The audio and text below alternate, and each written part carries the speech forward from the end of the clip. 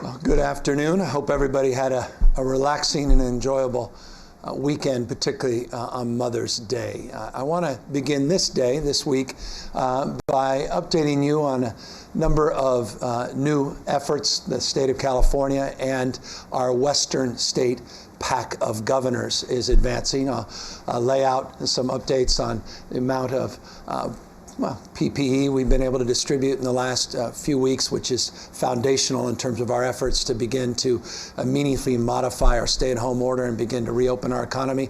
Update you on the daily numbers and trend lines, and preview a few things coming up later this week. But let me first begin by making a statement reinforcing some of the words I've been saying over the course of the last few weeks. You know, it was just a number of months ago that California was announcing a projected $6 billion budget surplus. I'll remind you, this time last year, that surplus was projected to be over $21.4 billion. We were debating the size of the surplus and how best to manage our budget with that surplus in mind.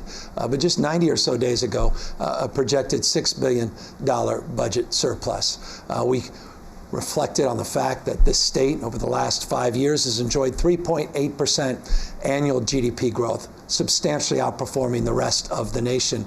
In so many ways, in the last 5 or 6 years, we've really become the tentpole of the American economy in terms of job creation, in terms of economic output, not only reflected in those GDP numbers, but the consecutive months of net job growth. We had record low unemployment, record reserves in the state of California, paid off that wall of debt, which becomes so infamous in the state of California, and saw our bond rating, independent of any assertions by an elected official, our bond rating agencies upgraded the state on 2 occasions in the last year. I say all that, and as I said all of that on multiple occasions, to just reinforce the current status, and that is those numbers are completely flipped. We now are struggling with tens of billions of dollars in budget deficits directly as an impact directly caused because of the impact of this disease, COVID-19.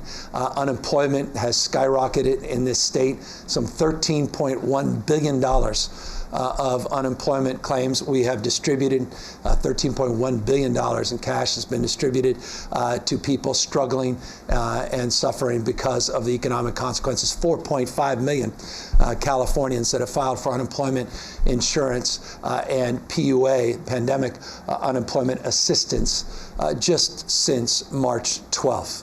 4.5 million just since March 12th. $13.1 billion distributed, $3.4 billion just last week. It gives you the magnitude of what's happened in just a short period of time, 90 or so days in this state. Unemployment numbers that when new numbers come in will be north of 20%, getting closer to 22, 3, 4, 5%, very, very likely. And so the challenge is enormous. And this challenge is one that's not only presented to us here in the state of California, but it's a challenge that will be felt all across the United States, and for that matter, around the rest of the world. You're seeing numbers come in states large and small, the impact to the general funds of their budgets.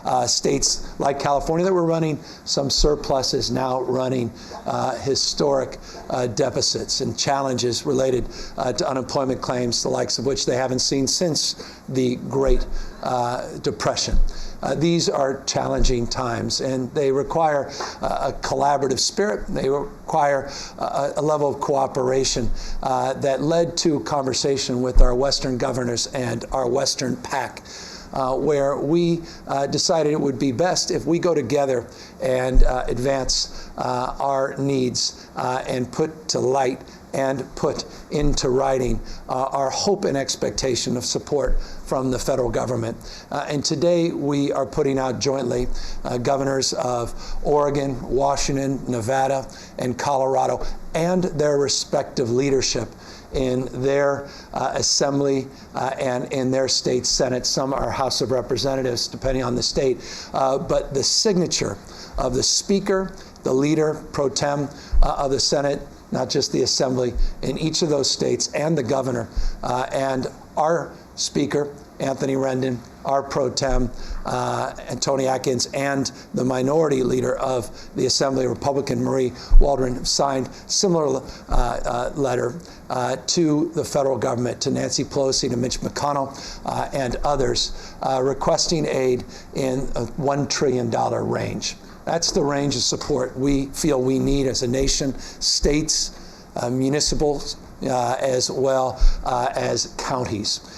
This is the requirement of this moment. It gives you a sense of the thrust of the needs that we are all feeling as states, as regions, as city, that are required to get through this pandemic. And